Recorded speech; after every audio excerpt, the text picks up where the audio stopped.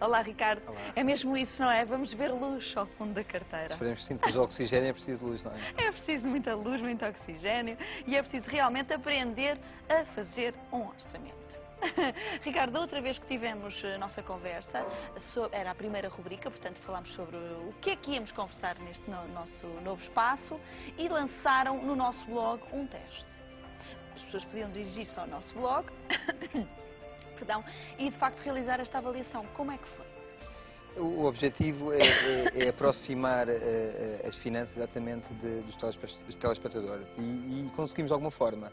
Foi colocado o teste, várias categorias e houve uma participação bastante positiva, nomeadamente entraram ao nosso contacto e admitiram de alguma forma que estavam mais otimistas do que o resultado do teste deu. Isso é bom. Isso é bom. É importante perceber onde é que são as nossas lacunas. É bom, as pessoas devem se ter sentido assim um bocadinho tristes por não estarem assim tão próximas dos seus conhecimentos financeiros, mas é bom encarar-se essa realidade. O primeiro passo para a mudança é a noção do que é preciso exatamente alterar. Claro. Quais eram as questões mais difíceis para os portugueses? Houve bastante atenção à questão da educação financeira das crianças, nomeadamente foram colocadas sugestões para os próximos programas. Muito bem. Nomeadamente, no próximo episódio vem o João falar exatamente da pré-escola e da escola e o impacto ao nível das finanças pessoais, um pouco no espírito do início das aulas. Houve também algo muito interessante, tem a ver com a noção de quem segue a luz ao fundo da carteira do problema do endividamento. Existiram bastante questões ao nível do endividamento e que também vai tocar um pouco ao desafio que nós lançámos na rubrica anterior. Do puzzle? Do puzzle e do desafio. Aqui a ideia é um pouco de dar os trabalhos para casa. Exatamente, o TPC. É trabalho para casa. E na altura nós tínhamos também falado sobre esse trabalho que era também fazer um olhar atento sobre as suas próprias finanças, certo? Exatamente. Nomeadamente, a parte do endividamento. Claro. Sugerimos um trabalho individual que seria ordenar os vários créditos em função da taxa de juros, da mais alta para a mais reduzida. Porquê? Porque as taxas de juros, vamos imaginar, acima de 20%, são aquelas que têm que ser mais rapidamente pagas do que uma que tenha 4 ou 5%. É isso que está, digamos, o grande encargo financeiro. Um bom exemplo é Portugal. O aumento das taxas de juros internacionais e à medida que vão aumentando, porque é que para nós é tão complicado. E essa foi a sugestão. Essa foi a sugestão de trabalho para casa e existiram questões também via e-mail, que foi o que é que fazemos agora? Ordenámos tudo, fantástico, e agora vocês, especialistas, têm a luz para a nossa carteira. Exatamente. O que é que vocês sugerem? Então, são 4 estratégias, vamos dedicar um programa só para isso, mas vou deixar um desafio para quem fez e quer saber o que fazer, que é a amortização progressiva. Vamos focar o primeiro crédito, organizar uma estratégia para ir amortizando o primeiro. Vamos imaginar que em um ano, em 12 meses, se termina o primeiro crédito. Sim. A generalidade das pessoas iria ficar muito contente e aproveitar a folga que lhe dava e automaticamente tem que concentrar o alívio que o primeiro crédito concedeu para amortizar o segundo e assim sucessivamente. Sim. É uma estratégia de médio prazo, de longo prazo, mas é uma estratégia com princípio, meio e fim, que é a progressiva amortização dos créditos. E acho que é importante. Uma vez dado o trabalho para casa, agora é arregaçar mangas e fazer o trabalho para casa vários meses, que é a amortização progressiva. Muito bem. Essa é a tua, então, primeira sugestão nesse TPC, mas agora vamos então nos centrar no que nos traz aqui hoje na nossa conversa, o orçamento. Para quem não sabe lá em casa ou não tem prática nesse sentido, o que é um orçamento? O que é que engloba um orçamento? É um nome que provoca tantos receios, uma coisa tão estranha. O orçamento é uma coisa simples e muito útil. Primeiro temos que encarar o orçamento de uma forma positiva, que não é para fazer, não é aquela coisa chata que vamos controlar agora porque não posso gastar nada que o orçamento não deixa. Não, é exatamente o contrário. Claro. O orçamento permite planificar as receitas, o que recebemos, o salário, um prémio de bom desempenho, um subsídio, um abono, ok? Um extra, uma remuneração de um depósito, por exemplo. Ou seja, as nossas receitas, vamos planificar as receitas para ver como é que vamos gastar. Tão simples como isto. Para evitar uma coisa muito simples que é, este mês não cheguei ao final do mês e não deu. É ao contrário. Nós no início do mês é que percebemos o que é que temos e vamos planificar as despesas em função das receitas. Isto é o princípio básico, primordial e essencial. Despesas, tudo aquilo que uma pessoa, individualmente ou em família, gasta, obviamente. Eu gosto de diferenciar dentro das despesas o desperdício. Muito bem. O que é a despesa? A despesa é tudo aquilo que é realmente necessário e que não se pode abdicar. Alimentação, as contas de casa, esse tipo de... Poderá ser, dentro da alimentação, haver dois tipos. O que é o desperdício? É aquilo que se poderá evitar. Vamos imaginar. O extra. O extra As bolachinhas de chocolate que ficam ali, que são muito apetitosas e que crescem na conta? poderá ser, ou vamos imaginar, fazemos 10 refeições fora. Se o orçamento não permitir, as refeições têm que ser feitas à mesma. O desperdício está na forma como a refeição está a ser feita.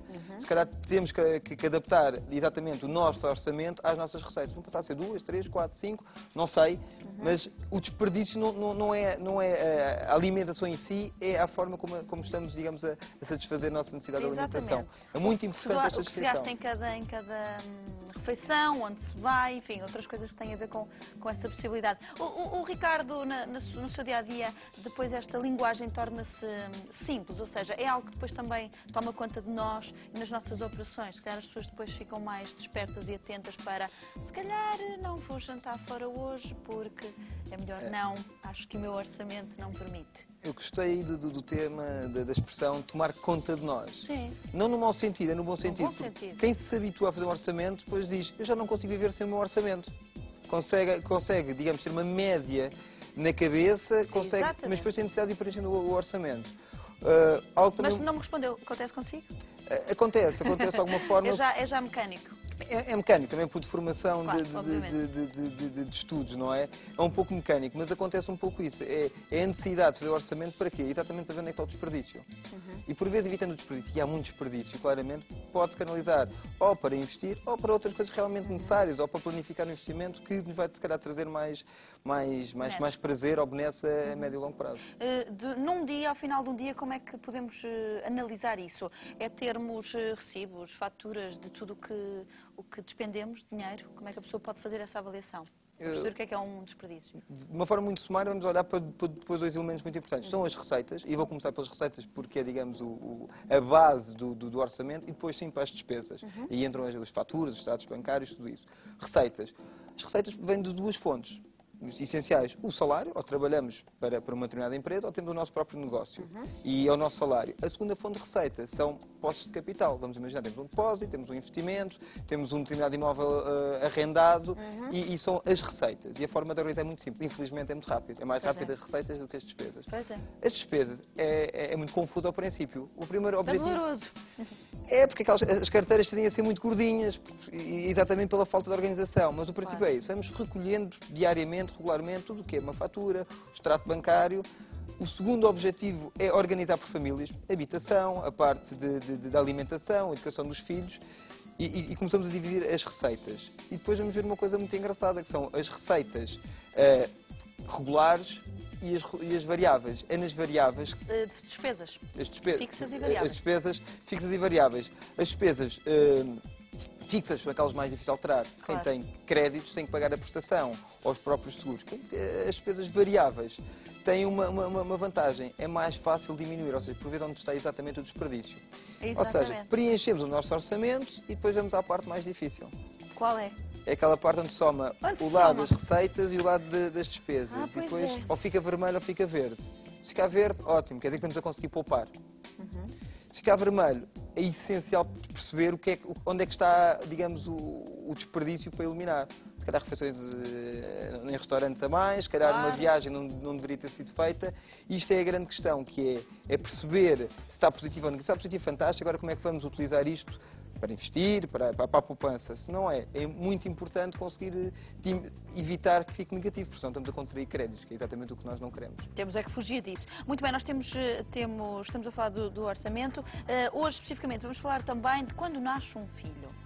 Como é que isto preocupa também estas novas famílias, não é? Aqui o objetivo foi exatamente criar uma temática que preocupa muito hoje em dia, face Claro. à situação atual. Ter um filho é complicado. Claro. E- Queremos muito, mas e depois os números, não é? É os números. Então, vamos pegar no exemplo anterior, em que o seu orçamento já era negativo, o nascimento de um filho vai obrigar a um esforço ainda maior, adicional, para colocar aquilo no verde, Claro. positivo. Então, vamos começar a olhar para as despesas que são inerentes ao nascimento de uma criança. Por um lado temos, eu chamo-lhe as despesas de equipamento. É o berço, é a caminha, Cadeirinha. e facilmente passamos os 500 euros, Pois, claro.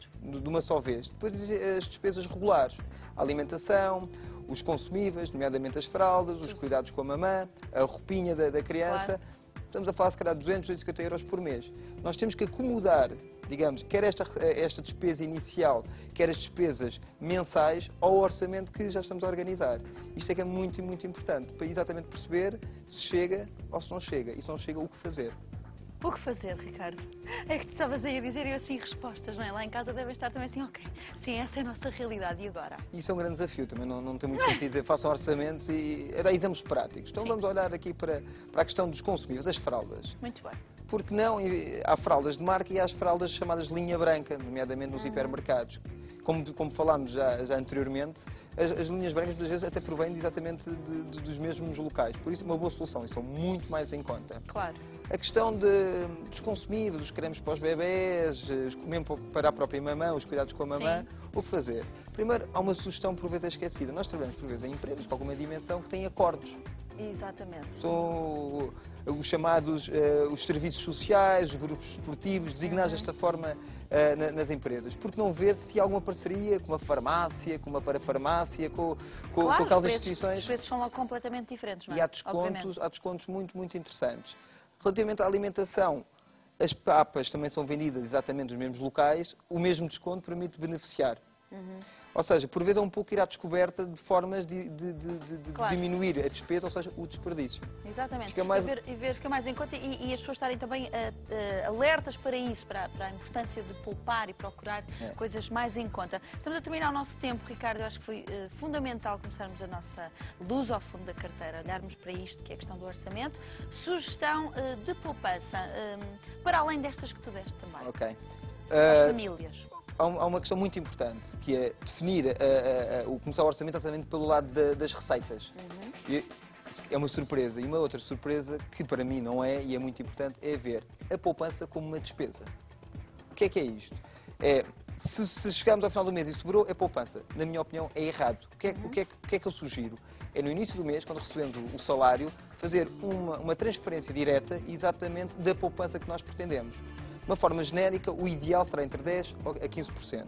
Mas para começar, já que estamos numa fase inicial da luz ao fundo da carteira, para começar, vamos colocar um objetivo de 5%. Eu recebo o salário, 5% vai para uma conta à parte. Sim. A seu tempo vamos tratar. Isto é sem dúvida nenhuma o princípio para um dia chegar aos 10% e aos 15%. E poder depois pensar em outras coisas, não é? Poder depois pensar em outras coisas, investimentos, ou pelo menos estar mais desafogado. Uma questão importante é, quando vamos fazer as contas ao que temos, já não estamos a contar com a parte da poupança. A poupança foi salvaguardada ao princípio. Exatamente. Isso é meio caminho andado para povos um pouco menos orientados, como são os latinos, é o povo português. Exatamente, é o cofrezinho, não é? É, mais vale jogar pelo seguro, como se costuma dizer. Exatamente, mais vale sempre. Muito obrigada, Ricardo. Fundamentos imprescindíveis. Muito obrigada. Aproveita então estas sugestões preciosas para olhar para o seu orçamento e fazer as alterações adequadas. Poupar e refletir sobre o propósito do seu dinheiro é fundamental nos dias em que vivemos e devem ficar como base para o futuro financeiro das famílias. E se quiser rever estas e outras noções, é muito simples. Procure então o nosso blog em maismulher.sic.sap.pt e aproveita ainda para conhecer tudo sobre o nosso programa. A nossa sugestão de hoje vai ainda para a Intercasa Concept FIL 2011, que este ano regressa à FIL, no Parque das Nações, até ao próximo dia 16 de outubro. A Intercasa 2011 relança-se neste evento como um fórum de tendências de decoração, onde o público poderá apreciar e adquirir a oferta da produção nacional com vantagens, um bocadinho falávamos disso, acrescidas e promoções de feira. E temos também o passatempo ideal para si. Não perca então a oportunidade de marcar presença e receber 20 entradas duplas. Apenas tem de enviar um e-mail com o seu nome completo e o número de bilhete de identidade. Participe e muito boa sorte. Amanhã estaremos de volta e de novo com uma hora fabulosa. Será uma quarta-feira irresistível e prometemos surpreender. O nosso encontro fica então marcado para amanhã às 17h30, até porque já sabe, só aqui encontra tudo aquilo que precisa e muito, muito mais. Tenha um maravilhoso resto de noite e uma belíssima noite. Até amanhã.